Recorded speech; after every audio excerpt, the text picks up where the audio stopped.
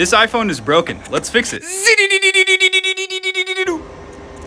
We'll give it some love taps.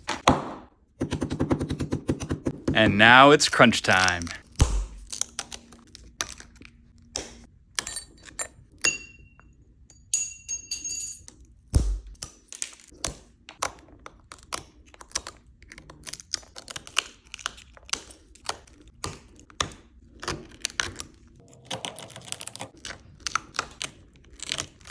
This part's always challenging because you might pull up a magnet or two. Thankfully, you can always glue those back down. There we go. We'll add another one to the collection. And here's the hardest part to remove.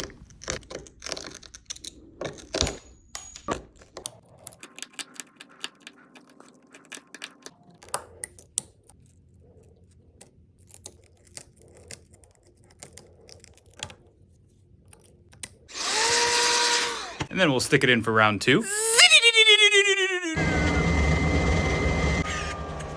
Then we'll give it a good old brush, put down some fresh adhesive, and replace the back glass. All that's left is clamping it down to ensure a good seal. And there we go. It's as good as new. Thank you. Of course. Glad to help.